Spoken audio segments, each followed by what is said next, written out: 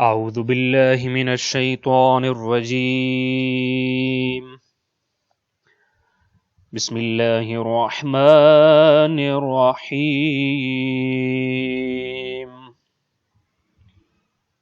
يا أبت إني قد جاءني من العلم ما لم يأتك فاتبعني أهديك صراطا سويا. سورہ مبارکہ مریم ورس نمبر 43. تذکرہ حضرت ابراہیم علیہ السلام. اس سے پہلے والی آیا میں قرآن مجید میں اس واقعے کا بیان شروع ہو گیا تھا کہ جو حضرت ابراہیم علیہ السلام اپنے والد کے ساتھ گفتگو کر رہے تھے. آپ سب جانتے ہیں کہ حضرت ابراہیم نے اپنے چچا کے گھر تربیت پائی، اور جہاں یا ابتے کا جو لفظ استعمال ہوا ہے وہ ان کے منہ بولے باپ کے لیے یا ان کے چچا کے لیے استعمال ہوا، اور یہ عربی ڈکشنری میں کوئی نئی بات نہیں ہے. عربک ڈکشنری میں یہ لفظ قابل استعمال ہے اس معنی میں. اور پھر ہم یہ بھی جانتے ہیں کہ ان کے یہ چچا جن کا نام آزر ملتا ہے، یہ بت پرست بھی تھے، بت تراش بھی تھے اور بت فروش بھی تھے. بتوں کی پوجا بھی کرتے تھے، بت بناتے بھی تھے اور بت فروخت بھی کرتے تھے. یعنی صرف ایک عام ماننے والے نہیں تھے، بلکہ ایسے ماننے والے کہ جو خود گمراہی کے لیے زال بھی تھے اور مضل بھی تھے، دوسرے لوگوں کی گمراہی کا سبب بھی بنتے تھے. پھر حضرت ابراہیم ابھی لڑکپنے میں تھے، بچپنے میں تھے آپ کہہ لیجئے، اور اس ایج میں اپنے اس چچا کے ساتھ آپ نے ہدایت کی طرف لے آنے والی گفتگو کی. 42 نمبر آیا جو ہم نے پڑھی، اس میں اس گفتگو کا آغاز ہوا اور پھر اس کو متوجہ کیا ہے کہ وہ جس کی آپ پوجا اور عبادت کرتے ہو وہ پوجا اور عبادت کے مقام کے لائق نہیں ہے، وہ فریضہ سر انجام دے نہیں سکتا جو معبود سر انجام دیتا ہے. اور اس آیا میں حضرت ابراہیم اپنے چچا سے کہہ رہے ہیں یا ابتے، اے ابا جان، انی بے شک میں، قد جاءنی بے شک میرے پاس آیا ہے، من العلم علم میں سے. قرآن مجید میں العلم کا جو الفاظ ہیں یہ دو طرح سے استعمال ہوئے ہیں. کہیں یہ لفظ صرف علم کے طور پہ استعمال ہوا ہے الف لام کے بغیر، اور کہیں یہ لفظ العلم استعمال ہوا ہے. بندہ حقیر کی جو تحقیق ہے ان دو الفاظ کے بارے میں کہ جہاں العلم آیا وہاں کیا معنی ہوگا، اور جہاں صرف علم آیا الف لام نہیں اس کے ساتھ لگا ہوا وہاں کیا معنی ہوگا. علم جہاں کہیں بھی قرآن مجید میں استعمال ہوا ہے وہ انفارمیشن اور معلومات کے معنی میں استعمال ہوا ہے. ظاہر ہے مثال کے طور پہ میرے پاس اب جو انفارمیشن ہے اس کے ڈفرینٹ قسم کے سورسز ہیں.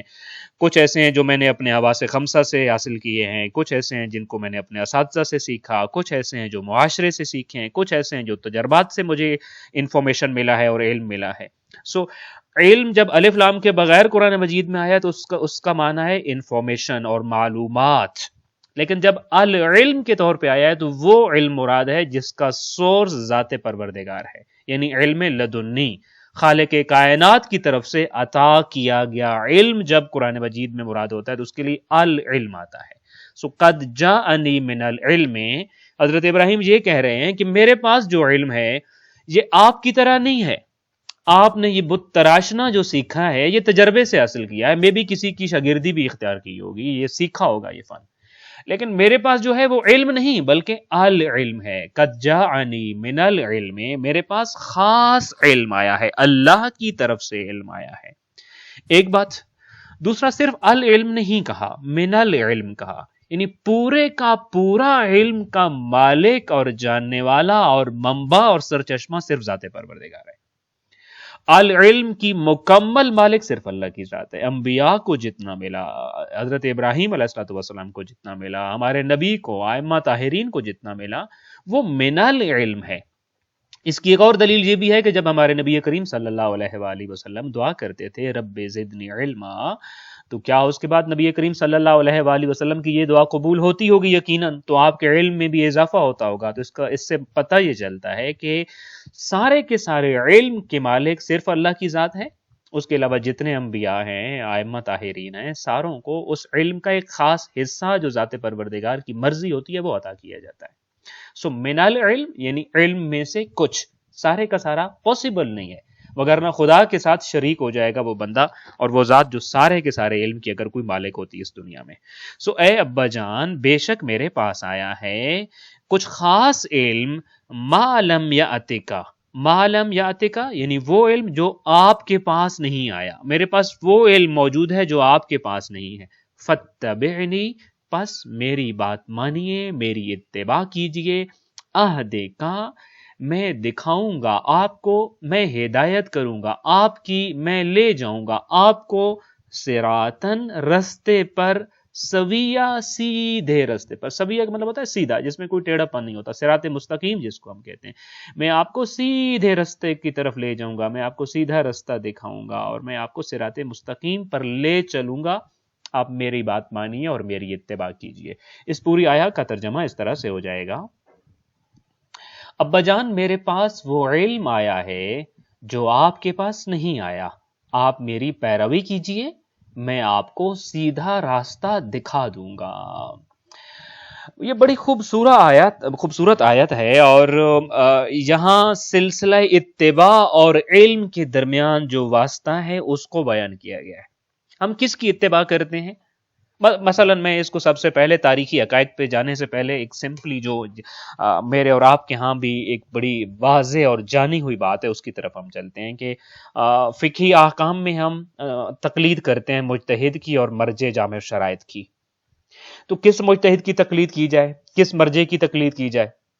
بلکہ اس سے بھی اگر ہم زیادہ بہتر اس بات کو سمجھنا چاہیں، جب ہمیں زندگی میں کسی بھی حوالے سے کسی بھی شعبے کے ایکسپرٹ کی ضرورت پڑتی ہے، خدا نخواستہ کوئی مریض ہے اور اس کی آنکھوں میں تکلیف ہے تو اس کو آئی اسپیشلسٹ کو دیکھنا ہے،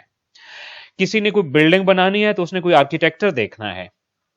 کسی کو کوئی اور کام ہے، کسی ایک شعبے کا کام ہے تو وہ اس شعبے کے ایکسپرٹ کو دیکھے گا اور اس کی کوشش ہوگی کہ وہ اس شعبے کے بہترین ایکسپرٹ کے پاس جائے جو اس شعبے کا سب سے زیادہ علم رکھتا ہو، اسپیشلائزیشن کی ہوئی ہو، جس نے اسپیشلسٹ ہو اس شعبے کا، اس کے پاس جائے۔ بالکل ایسے ہی ہم دینی علم کے حوالے سے بھی ہے کہ ہم کس مجتہد اور کس مرجع کی تقلید کریں گے، شرط یہ ہے وہ عالم ہونا چاہیے، چونکہ اتباع ہمیشہ اس کی ہوتی ہے جس کے پاس علم ہو۔ اب علم والے بہت سارے ہوں تو ان ساروں کی اتباع تو نہیں ہو سکتی، جب علم بہت سارے لوگوں کے پاس آیا ہوا تو اب کس کی اتباع ہونی چاہیے؟ عالم کی ہونی چاہیے، جو سب سے زیادہ علم رکھتا ہو، یعنی جو یہ کہہ سکتا ہو معلم یا آتے کا، یعنی جس کے پاس وہ علم بھی ہو جو دوسروں کے پاس نہیں ہے، تو اس کی عالم اسی کو کہتے ہیں کہ جس کے پاس وہ علم بھی ہوتا ہے، وہ علم کے مصادیق بھی ہوتے ہیں جو دیگر کے پاس نہیں ہوتے، اس کو عالم کہا جاتا ہے۔ حضرت ابراہیم علیہ السلام بھی یہاں یہی کہہ رہے ہیں، ابا جان میں عالم ہوں، جو علم میرے پاس ہے وہ آپ کے پاس نہیں ہے، لہٰذا آپ میری پیروی کیجئے۔ جو بھی عالم ہو، حق یہ بنتا ہے کہ اس کی اتباع کی جائے۔ یہاں دو باتیں انشاءاللہ تعالی میں عرض کروں گا، ایک تو میری اور آپ کی آج کے زمانے میں ذمہ داری کیا بنتی ہے اس آیا کے حوالے سے، ایک کچھ تاریخی حقائق ہیں جن کے حوالے سے یہ آیا ایک بہت بڑا فیصلہ سنا رہی ہوتی ہے۔ پہلی بات، اس آیا کے ضمن کے حوالے سے میری اور آپ کی کیا ذمہ داری ہے، خاص طور پر میں مومنین کرام جو اس وقت اس لیکچر کو سن رہے ہیں اور دیکھ رہے ہیں ان سے ریکویسٹ کروں گا، دیکھیے جب بھی آپ سلیکٹ کرتے ہیں ان لوگوں کو کہ جو آ کے آپ کو دین سکھائیں، تو کس بنیاد پہ آپ سلیکشن کریں گے؟ مثلا سمپلی آپ عزاداری کر رہے ہیں، آپ چاہتے ہیں آپ کے پاس کوئی آ کے مجلس پڑھ جائیں، آپ کسی ایک موضوع پہ لیکچر چاہتے ہیں، آپ چاہتے ہیں کہ کوئی دینی شخص دینی کسی ایک خاص موضوع پہ آ کے آپ کے پاس کوئی لیکچر دے جائے، تو کس کا انتخاب کریں گے؟ پھر وہی بات جیسے آپ دنیاوی معاملات میں کرتے ہیں، کم از کم آپ کا عقل یہ کہتا ہے کہ آپ یہاں پر بھی وہی فارمولہ اپلائی کیجئے کہ جیسے دنیاوی معاملات میں آپ اس فیلڈ کے ایکسپرٹ کے پاس جاتے ہیں اور جو اس کے پاس جاتے ہیں جس نے اسپیشلائزیشن کیا ہوتا ہے، جو اس شعبے کا ماہر ہوتا ہے، ایسے ہی دینی معاملات میں آپ دین کے ماہر کی طرف جائیے۔ یہاں بہت سارے لوگوں نے دکانیں بنا رکھی ہیں اور بہت ساری دکانیں تو بڑی سجاوٹ، ان کی سجاوٹ بہت زیادہ ہے، اونچی دکان، پھیکا پکوان والے بہت سارے مصادیق اس شعبے میں بھی آپ کو ملیں گے۔ وہ جس نے بھی علم کی دکان ڈالی ہوئی آپ اس کے پاس چلے جائیں گے۔ جو کوئی بھی عطائی ڈاکٹر بن کے آپ کے پاس آ جاتا ہے معاشرے میں، کہ آپ کسی عطائی کے پاس جاتے ہیں؟ کبھی بھی نہیں جاتے۔ آپ ایکسپرٹ کے پاس جاتے ہیں. یہاں علم دین کے معاملے میں بھی میں عموماً جب لوگوں میں بیٹھتا ہوں میں ایک بات کہتا ہوتا ہوں کہ دیکھیے جب آپ نے لباس سلوانا ہوتا ہے تو آپ اب اس شعبے کا بہترین درزی کا انتخاب کرتے ہیں، اور جب آپ نے جوتا لینا ہوتا ہے تو آپ بہترین قسم کا برانڈڈ جوتا لینے کی کوشش کرتے ہیں کہ وہ جوتا جو بہترین قسم کی کمپنی، جو ایکسپرٹس جس میں موجود ہوتے ہیں وہ لیں. اور آپ دیکھیے اسی طریقے سے آپ دیگر شعبوں میں چلے جائیے. آپ نے بال کٹوانے ہیں تو آپ ایک بہترین قسم کے سیلون کا اور پارلر کا انتخاب کرتے ہیں کہ تاکہ بہترین قسم کا ماہر ہو اور اس میں کوئی کمی بیشی اور کوئی نقص نہ چھوڑ دیں. ان میں سے کسی شعبے کے کسی بندے نے اپنے شعبے کے لیے اپنی اور اپنی فیملی کی اور اپنے قبیلے کی جانیں قربان نہیں کی ہیں، مگر دین اور مذہب وہ اہم ترین چیز ہے کہ جس پہ ائمہ طاہرین انبیاء کرام نے اپنی اور اپنے خاندانوں کی جانیں قربان کی ہیں، جس کے لیے کربلا کا منظر آپ کو نظر آتا ہے. تو وہ شعبہ جس کے لیے کوئی کسی نے جان تک قربان نہیں کی، آپ اس کے لیے تو قائل ہیں کہ ایکسپرٹ سے ہی کریں گے کام، ایکسپرٹیز کو دیکھیں گے پھر کام کروائیں گے. لیکن وہ شعبہ کہ جس کی حقانیت کے لیے، جس کے بچاؤ کے لیے کربلا جیسا میدان سجاؤ، امام حسین علیہ الصلوۃ والسلام نے اپنا سر پیش کیا ہو، اپنی بہن کی چادر کو پیش کیا ہو، بڑی سی بڑی قربانیاں پیش کی ہوں، جناب علی اصغر کے 6 مہینے کے لاشے کو اپنے ہاتھوں پہ اٹھایا ہو، اس شعبے کے بارے میں جاننے کے لیے آپ جس شخص کا انتخاب کرتے ہیں اس کی ایکسپرٹیز کو اگر آپ اگنور کرتے ہیں تو اس کا مطلب ہے آپ نے اس شعبے کی اہمیت کو نہیں سمجھا ہے. آپ نے اس کو ایک فیلڈ آف دا لائف سمجھ لیا، ایک جنرل سمجھا، بلکہ میں سمجھتا ہوں دوسری فیلڈ سے کم اہمیت کی سمجھا ہے. وہاں تو آپ ایکسپرٹیز دیکھتے تھے، وہاں تو آپ ماہر ہونا دیکھتے تھے، مگر یہاں آپ نے نہیں دیکھا کہ جو آپ کو اس فیلڈ کے بارے میں بتانے آ رہا ہے، بلکہ آپ یہاں یہ دو الگ الگ باتیں، پھر ایک بڑا واسطہ موضوع نکلتا ہے. ایک الگ المیہ یہ ہے ہمارا کہ جب ہم کسی کو دعوت دیتے ہیں کہ وہ آئے اور ہمارے پاس آ کر مجلس کرے، واز کرے اور پھر ہمیں دین کے بارے میں بتائے. ہم یہاں 2 سٹیپس تھے. ایک سٹیپ تو یہ تھا کہ جب وہ آئے گا ہم مجلس سننے کے لیے جائیں گے، وہاں ہم امام بارگاہ میں بیٹھیں گے، ہم سینٹر میں بیٹھیں گے، اور ہم جہاں پہ بھی یہ گیدرنگ ہو رہی ہے وہاں بیٹھیں گے، مجلس سنیں گے. ظاہر ہے مجلس سننے کا اپنا ایک ثواب ہے. ہم میں سے اکثر وہ طبقہ ہے جو اس جگہ سے نہیں نکل پاتا. ہم مجلس اس لیے سننے جاتے ہیں کہ وہاں 1 گھنٹہ جب ہم مجلس میں بیٹھ رہے ہیں تو یہ اس 1 گھنٹے میں ہم ثواب اکٹھا کریں گے، ثواب کی ایک گٹھڑی ہمارے نام آئے گی. اب اس کے بعد آیا اس مجلس کا میری زندگی سے تعلق ہے یا نہیں ہے؟ اصل بات یہ تھی جیسے قرآن مجید ہے نا، قرآن مجید کی تلاوت کرنا ثواب رکھتا ہے، مگر کیا قرآن صرف تلاوت کے لیے آیا ہے یا عمل کرنے کے لیے آیا ہے؟ خود امیر المومنین علی ابن ابی طالب علیہ الصلوۃ والسلام یہ کہتے ہیں کہ اگر آپ قرآن تلاوت تو کرو گے لیکن عمل نہیں کرو گے تو آپ وہ قاری ہو جو قرآن پڑھ رہے ہوتے اور قرآن آپ کے اوپر لعنت کر رہا ہوتا ہے، بل قرآن یلعنہ. ایسے ہی اگر آپ مجلس بھی بالکل اسی طریقے سے کوئی سنتا ہے کہ مجلس اس لیے سننے جا رہا ہوں کہ میں گھنٹہ 1 گھنٹہ 1.5 گھنٹہ 2 گھنٹہ وہاں بیٹھوں گا، وہاں نیکیوں کو ایک بہت بڑا سرمایہ ملے گا مجھے، اور وہ نیکیاں میرے نام اعمال میں جمع ہو جائیں گی، مجھے ان نیکیوں کی ضرورت ہے، بس مجلس اس لیے جاتا ہوں. تو اس کا مطلب یہ ہے کہ آپ بالکل ویسا ایک قاری قرآن ہے جو قرآن پڑھتا ہے مگر قرآن اس کے اوپر لعنت کرتا ہے. آپ ایسی ہی حسینی ہیں جو مجلس سننے تو جا رہے ہیں مگر نظام حسینیت اور حسینیت کا سسٹم آپ کے اوپر لعنت کر رہا ہوتا ہے، اس لیے کہ آپ یزید کی خصوصیات سے چھٹکارا نہیں پا رہے، حسینیت کی طرف قدم نہیں اٹھا رہے. تو اس لیے صرف حاضری، مجلس کے ساتھ حاضری کو اٹیچ نہ کیجیے، جی حاضری لگوانی ہے، حاضری پہ جا رہے ہیں نہیں. مجلس ایک اس سے بہت بڑا ایک مجلس، ایک مدرسہ ہے، ایک انسٹیٹیوٹ ہے، ایک یونیورسٹی ہے، امام حسین علیہ الصلوۃ والسلام کی یونیورسٹی. آپ وہاں پہ جا رہے ہیں، آپ کو یہ بھی معلوم ہونا چاہیے میں کس کورس کے لیے جا رہا ہوں، اور میں جب وہاں پہ اتنے آرز نکال کے بعد آؤں گا اور اتنے آرز کا کورس کرنے جا رہا ہوں تو اس کے بعد میرے پاس کون سی سند ہوگی اور میرے پاس کیا تبدیلی آ جائے گی. تو اب ایک بات تو یہ کہ ہمیں اپنی مجالس کے لیے ان افراد کا انتخاب کرنا ہوگا جو اپنے شعبے کے ایکسپرٹ ہوتے ہیں، تاکہ ہم وہاں پہ صرف حاضری لگوانے نہ جائیں بلکہ سیکھنے جائیں اور وہاں سے ہم تبدیل ہو کر واپس آئیں. ایک بات. دوسری بات، احکام فقہی میں ہمیں وہ شخص چاہیے کہ جس کے پاس علم کا ایسا ذخیرہ ہو کہ جس کے بارے میں ہم یہ کہہ سکتے ہیں قرآن کی یہ تعبیر صدق کرتی ہو کہ ما لم یاتک، جو دیگر افراد کے پاس جتنا علم نہ ہو اس کے پاس اتنا علم ہونا چاہیے. تیسری ایک بات، عموماً جب یہ آیا ہم پڑھتے ہیں تو ہم یہ دیکھتے ہیں کہ حضرت ابراہیم علیہ الصلوۃ والسلام اپنے چچا سے یہ کہہ رہے ہیں آپ میری اتباع کرو اس لیے کہ میرے پاس علم آپ سے زیادہ ہے. اور کہہ کس رہے ہیں، کس فیلڈ میں رہے ہیں؟ توحید کے بارے میں کہہ رہے ہیں، یعنی آپ کی توحید ناقص ہے، میری توحید صحیح ہے، توحید کے مسئلے میں آپ میری پیروی کیجئے، آپ میری تقلید کیجئے۔ سوال یہ ہے کہ توحید تو اصول دین میں سے ہے، جبکہ تقلید تو فروع دین میں سے ہوتی ہے، تو کیا حضرت ابراہیم جیسے نبی اور ابو الانبیاء جن کو کہا جاتا ہے، وہ کیسے کہہ رہے ہیں کہ آپ اصول دین کے مسئلے میں میری پیروی اور میری تقلید کیجئے؟ اس شبہ کو سب سے پہلے حل کیجئے۔ دیکھیے یہ جو منع کیا گیا ہے کہ اصول دین میں تقلید نہیں ہے، اس کا مطلب یہ نہیں ہے کہ آپ اصول دین یعنی توحید کے حوالے معاملے میں کسی عالم دین سے سیکھ نہیں سکتے، توحید کے معاملے میں کسی عالم دین سے کوئی بات نہیں کر سکتے، مسئلہ توحید میں آپ دوسروں کے علم سے استفادہ نہیں کر سکتے، ایسا ہرگز نہیں ہے۔ بلکہ یہ جو کہا جاتا ہے کہ فروع دین میں تو تقلید ہے اور اصول دین میں تقلید نہیں ہے، تو اس کا مطلب یہ ہوتا ہے کہ آپ اصول دین کے معاملات کو اس لیے ایکسیپٹ مت کیجئے چونکہ میرا مجتہد کہتا ہے۔ یعنی کیا؟ یعنی آپ اس لیے توحید کے قائل مت بنیں چونکہ آغا سیستانی صاحب یہ کہتے ہیں کہ اللہ ایک ہے، نہیں، بلکہ اپنی دلیل خود تلاش کیجئے کہ اللہ ایک ہے تو اللہ کو میں نے توحید کا قائل کیوں ہوا ہوں، اللہ کی عدالت کا قائل کیوں ہوا ہوں، اس کے پیچھے ریزننگ کیا ہے۔ ہاں، جب آپ کو ریزن نہیں مل رہا ہے، آپ آغا سیستانی صاحب سے ہی پوچھئے کہ میری توحید کمزور ہے، مجھے توحید نہیں سمجھ آ رہی، آپ یہ بتائیے آپ خالق کائنات کی توحید کے اوپر مجھے کیسے قائل کریں گے؟ مجھے کوئی ایسی دلیل دیجئے کہ میں خالق کائنات کی توحید پر، اس کی عدالت پر، اس کے علم پر، اس کے رزاق ہونے پر، اس کے حی ہونے پر، اس کے ممیت ہونے پر یقین حاصل کر لوں اور اس پر ایمان اور اعتقاد پیدا کر لوں۔ لہذا فروع دین میں تقلید نہیں ہے، اصول دین میں تقلید نہیں ہے، کہ مطلب یہ ہے کہ آپ صرف اس وجہ سے کسی عقیدے کے قائل نہیں ہو سکتے چونکہ میرا مجتہد کہتا ہے،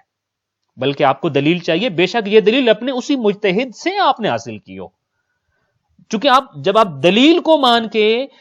توحید کے قائل ہو رہے ہوں گے اور اپنے کسی عقیدے کے قائل ہو رہے ہوں گے، تو اس کا مطلب یہ ہے کہ آپ نے اس لیے اس عقیدے کو نہیں پا لیا یا اس عقیدے کے قائل نہیں ہو گئے اور اس عقیدے کے معتقد نہیں ہو گئے چونکہ آپ کا مجتہد کہتا ہے، بلکہ آپ اس لیے اس عقیدے کے قائل ہیں اور اس کے ماننے والے ہیں چونکہ آپ کے پاس دلیل یہ کہہ رہی ہے۔ اس میں آپ اپنے دلیل کے فالو کرتے ہیں، اور جہاں حضرت ابراہیم علیہ السلام نے آگے اس کی دلیل بھی دی ہے، یہ نہیں کہا کہ چونکہ میں ذات پروردگار کو مانتا ہوں لہٰذا آپ بھی آ جائیے، بلکہ فرمایا کہ میں اس کی دلیل آپ کو دیتا ہوں کہ یا ابت انی قد جاءنی من العلم ما لم یاتک، میرے پاس علم وہ ہے، میرے پاس ادلہ وہ ہیں جو آپ کے پاس نہیں ہے، لہٰذا میرے پاس ایک ایسا علم ہے جو آپ کے پاس نہیں آیا، آپ میرے پیچھے چلیں، میں آپ کو سیدھا رستہ دکھاؤں گا۔ اور آپ اس میں یہ بھی دیکھیے کہ اس میں کوئی حرج نہیں ہوتا کہ ایک والد اپنے ہدایت یافتہ بیٹے کے پیچھے چلے، اپنے ہدایت یافتہ بیٹے کے پیچھے چلے۔ اگر ایک بیٹا نبی ہو اور اس کا اعلیٰ ذریعہ علم سے وابستہ ہو اور اعلیٰ ذریعہ علم سے رابطہ ہو، تو اس صورت میں والد بیٹے کی نہیں بلکہ اس ذریعہ علم کی اطاعت کر رہا ہوتا ہے اور ہدایت یافتہ ہو جاتا ہے۔ یہاں یہ نہیں کہا جائے گا وہ اپنے بیٹے کے پیچھے چل رہا ہے، بلکہ کہا جائے گا وہ ذریعہ علم کے پیچھے چل رہا ہے، وہ دلیل کے پیچھے چل رہا ہے۔ ایک بات تو کلیئر ہو گئی کہ ہمیں فروع دین میں تقلید ہم کرتے ہیں، اور ہم اس لیے فروع دین میں جو ہم کام کر رہے ہوتے ہیں، ہم یہ کہتے ہیں کہ میں یہ کام اس لیے یوں انجام دے رہا ہوں، میں وضو اس لیے یوں کر رہا ہوں چونکہ میرے مجتہد کا فتویٰ یہ ہے۔ وہاں دلیل نہیں چاہیے۔ تقلید کا معنی یہ ہوتا ہے کہ بغیر دلیل کے اپنے مجتہد کی رائے پر اور فتوے پر عمل کرنا۔ اصول دین میں تقلید نہیں ہے کہ مطلب یہ ہے کہ آپ جب تک اپنے اندر سے خود دلیل کو مانیں گے نہیں اور پیدا نہیں کریں گے، تب تک آپ کسی بات کو اس لیے نہیں مان سکتے چونکہ میرا مجتہد یہ کہتا ہے۔ یہاں پر بھی حضرت ابراہیم نے یہ نہیں کہا کہ چونکہ میں ایک خدا کو مانتا ہوں لہٰذا آپ بھی مانیے، بلکہ فرمایا میں وہ ادلہ آپ کو دکھاتا ہوں جو دلیلیں آپ کے پاس نہیں، آپ ان ادلہ کی پیروی کیجئے، سیدھے رستے پر میرے ساتھ چلیے۔ ایک بات۔ دوسری اہم ترین بات جو حضرت ابراہیم علیہ السلام نے یہاں پہ کی ہے وہ یہ ہے کہ عمر کے حوالے سے بھی ان کے چچا ان سے بڑے تھے، رتبے اور ادب کے حوالے سے بھی وہ بڑے تھے، لیکن حضرت ابراہیم علیہ السلام یہ کہہ رہے ہیں کہ اب اتباع کون کس کی کرے گا؟ جب یہ مسئلہ آئے گا تو یہ دیکھا جائے گا کہ جس کے پاس علم زیادہ ہے اس کی اتباع کی جائے گی۔ یعنی کیا مطلب؟ اتباع اور علم کا آپس میں رابطہ ہے، ہمیشہ اسی کی اتباع کی جائے گی جس کے پاس علم زیادہ ہے۔ اور یہ بالکل کامن سینس کی بات ہے، ہر شخص کا کامن سینس یہ کہتا ہے کہ آپ کسی بھی شعبے میں اسی کی اتباع اور اسی کی پیروی کریں گے، اسی کو فالو کریں گے جو اس شعبے میں سب سے بہتر علم رکھتا ہو۔ نبی کریم صلی اللہ علیہ وآلہ وسلم کے بعد جب نبی کریم صلی اللہ علیہ وآلہ وسلم اس دنیا سے رحلت فرما گئے تو ایک سوال پوری امت مسلمہ کے سامنے آ گیا کہ اب کس کی اتباع کی جائے؟ قرآن کی یہ آیت کہتی ہے جس کے پاس علم زیادہ تھا یا ہے اسی کا اتباع ہونا چاہیے، اسی کا اتباع ہونا چاہیے۔ اور نبی کریم صلی اللہ علیہ وآلہ وسلم کے وہ فرامین اور امت کا اس بات پہ اجماع ہے، قطع نظر اس کے کہ کوئی کس فقہی مسلک سے تعلق رکھتا ہے یا کس اعتقادی مسلک سے تعلق رکھتا ہے، پوری امت کا اس بات کے اوپر اجماع ہے کہ نبی کریم صلی اللہ علیہ وآلہ وسلم کے بعد سب سے زیادہ عالم ہستی جو امت محمد میں موجود تھی وہ حضرت علی علیہ الصلوۃ والسلام تھے۔ اور یہ آیا یہ کہہ رہی ہے تقلید ہمیشہ اسی کی جائے گی، پیروی ہمیشہ اسی کی جائے گی، آگے ہمیشہ وہی چلے گا جس کے پاس علم زیادہ ہے، وہ اسی کی اتباع کی جائے گی، اسی کی اتباع کی جائے گی۔ نبی کریم صلی اللہ علیہ وآلہ وسلم نے فرمایا تھا افضلکم واعلمکم واقضاکم علی، تم میں سے سب سے زیادہ فضیلتوں کا مالک اور افضل بھی علی ہیں، سب سے بڑے عالم بھی علی ہیں، سب سے بہترین قاضی بھی علی ہیں۔ اور حضرت ابن عباس تو بڑا خوبصورت ایک جملہ کہتے تھے کہ اگر آپ علی کے علم کو کمپیئر کرنا چاہتے ہیں تو کسی ایک صحابی سے نہ کیجئے، کسی ایک کلمہ گو سے نہ کیجئے، مثال کے طور پہ کہ آیا علی کے پاس علم زیادہ ہے یا ابن عباس کے پاس زیادہ ہے، بلکہ وہ یہ کہا کرتے تھے کہ ما علمی و علم اصحاب محمد، کہ ایک طرف علم علی رکھیے، ایک طرف سارے اصحاب کا علم رکھیے۔ ما علمی و علم اصحاب محمد فی علم علی، ایک طرف علم علی، ایک طرف سارے صحابہ کے پاس جتنا علم ہے وہ سارے کو اکٹھا کر لیجئے۔ تو کہتے تھے اللہ کا قطرۃ فی سبعۃ ابحر، تو ایک طرف علم علی ہو، ایک طرف ہم سارے صحابہ کا علم ہو، تو حضرت ابن عباس یہ کہتے تھے یوں ایسے ہی لگتا ہے جیسے ایک طرف ایک قطرہ ہو اور دوسری طرف 7 سمندر ہوں، 7 سمندروں کے پانی کے مقابلے میں ایک قطرہ کیا چیز ہے؟ تو یہ کہتے تھے میرا اور تمام اصحاب محمد صلی اللہ علیہ وآلہ وسلم کا علم علی کے مقابلے میں یوں ہی ہے جیسے ایک قطرہ 7 سمندروں کے مقابلے میں ہوتا ہے۔ سو اعلمکم علی کا مطلب حضرت ابن عباس سمجھاتے ہیں، بلکہ خود نبی کریم صلی اللہ علیہ وآلہ وسلم کی وہ حدیث جو ہر ایک کے درمیان بالاجماع مسلم ہے کہ انا مدینۃ العلم وعلی بابها، میں علم کا شہر ہوں اور علی اس کا دروازہ ہے۔ من اراد العلم فلیأتی ببابها، جو علم حاصل کرنا چاہتا ہے اس کو اس دروازے پہ آنا پڑے گا۔ یہاں پھر یہ معلوم ہوتا ہے کہ حضرت علی ابن ابی طالب علیہ الصلوۃ والسلام جو تھے وہ امت محمد مصطفیٰ صلی اللہ علیہ وآلہ وسلم کی سب سے بڑی اور اعلم شخصیت تھے۔ اور پھر صرف یہی نہیں بلکہ حضرت عمر کے حوالے سے، خلیفہ ثانی کے حوالے سے ملتا ہے کہ جب وہ اس دنیا سے جا رہے تھے تو حضرت ابن عباس کے ساتھ ان کی کچھ لوگوں کے بارے میں جو گفتگو ہوئی، وہ اس گفتگو میں بھی حضرت عمر نے حضرت علی ابن ابی طالب علیہ الصلوۃ والسلام کے بارے میں جو جملہ کہا تھا، یہ ان کی زندگی کے آخری جملوں میں سے ایک جملہ ہے کہ واللہ لئن ولیتہ لیحملنہم علی المحجۃ العظمی، خدا کی قسم اگر میں علی کو ان لوگوں کا راہبر بنا دوں تو یقیناً وہ اس پوری امت محمد مصطفیٰ صلی اللہ علیہ وآلہ وسلم کو سعادت کے بلند درجے تک پہنچا دیں گے۔ وَإِن يُطِيعُوهُ يُدْخِلْهُمُ الْجَنَّةَ، اور اگر امت نے علی ابن ابی طالب علیہ الصلوۃ والسلام کی اطاعت کی تو مجھے اس چیز کا بھی یقین ہے کہ اگر لوگ پیروی کریں گے تو علی ان لوگوں کو بہشت تک پہنچا دیں گے۔ یہ علم علی ابن ابی طالب علیہ الصلوۃ والسلام کے بارے میں جو مختلف اصحاب ہیں ان کا جو ہے وہ انالیسز ہے، اور ان کے جو اقوال ہیں وہ آپ کے سامنے عرض کر رہا ہوں، اور ابھی جو آپ کے سامنے عرض کر رہا ہوں احتجاج تبرسی میں یہ چیز موجود ہے۔ خود مولا علی ابن ابی طالب علیہ الصلوۃ والسلام خود فرمایا کرتے تھے سلونی سلونی قبل ان تفقدونی، پوچھو جو پوچھنا چاہتے ہو۔ یہ وہ دعویٰ ہے جو ان سے پہلے نہ کوئی کر سکا، نہ ہی ان کے بعد کوئی کر سکے گا۔ اور خود فرماتے تھے کہ اگر میرے لیے مسند قضاوت کو بچھا دیا جائے فجلست علیہا، اور میں اس مسند قضاوت پر بیٹھ جاؤں تو لحکمت بین اہل التوراۃ بتوراتہم وبین اہل الانجیل بانجیلہم وبین اہل الزبور بزبورہم وبین اہل القرآن والفرقان بفرقانہم وقرآنہم، کہ اگر میں مسند قضاوت پہ بیٹھ جاؤں تو ہر ایک کو اس کی کتاب کا مسئلہ بتاؤں گا، صرف مسلمانوں کو ہی نہیں، میں اہل تورات کو تورات کا مسئلہ بتاؤں گا، اہل زبور کو زبور کا مسئلہ بتاؤں گا، اہل انجیل کو انجیل کے مسئلے انجیل سے پڑھ کر سناؤں گا۔ جب یہ حضرت ابراہیم علیہ الصلوۃ والسلام کی اس آیہ کو ہم پڑھ رہے ہوتے ہیں اور پھر ایک اور بات میں آخری جملہ عرض کروں گا، چونکہ یہ آیا بہت مختصر سی ہم نے ڈسکس کرنی ہوتی ہے، کہ امیر المومنین علی ابن ابی طالب علیہ الصلوۃ والسلام نہج البلاغہ میں خطبہ نمبر 16 میں عام لوگوں کو یہ بتا بھی رہے تھے کہ دیکھو جب میں خلیفہ بنا دیا گیا ہوں اور تم نے مجھے خلیفہ بنایا ہے تو اب تمہارا کام میری اتباع ہے، اور اگر تم میری اتباع کرو گے تو میں اپنے ایک ایک لفظ کا ضامن ہوں گا، اپنے ایک ایک قول کا ضامن ہوں گا، اور میں تمہیں وہاں لے جاؤں گا جس کی خوشخبری اور بشارت مجھے نبی کریم صلی اللہ علیہ وآلہ وسلم دے کر گئے تھے۔ اور آپ نے فرمایا تھا ذمتی بما اقول رہینۃ وانا بہ زعیم، میں اپنے قول کا ذمہ دار اور اس کی صحت کا ضامن ہوں، میں جو کہوں گا اس کا ضامن ہوں، میں علم کے علاوہ تم سے کچھ نہیں کہوں گا۔ اور اس چیز کو اگر آپ کمپیئر کریں ان اقوال کے ساتھ جو تاریخ میں باہر صورت موجود ہیں کہ ولیتکم ولست بخیرکم، کہ مجھے تمہارا سربراہ بنا تو دیا گیا لیکن میں تم سے بہتر نہیں ہوں، یا یہ جو جملہ تاریخ میں ملتا ہے کہ ان لی شیطانا یعترینی فاذا رأیتمونی مفدا فاحذرونی، کہ میرے اوپر کبھی کبھی شیطان کا حملہ ہوتا ہے اور جب میرے اوپر دیکھو کہ وہ شیطان کا حملہ ہو گیا تو مجھے چھوڑ دو، میری اتباع مت کرنا۔ ایک طرف وہ اقوال دیکھیے اور دوسری طرف یہ آیا دیکھیے، یا ابت انی قد جاءنی من العلم ما لم یاتک، میرے پاس علم کی وہ چیزیں موجود ہیں، میرے پاس وہ علم ہے جو آپ کے پاس نہیں ہے۔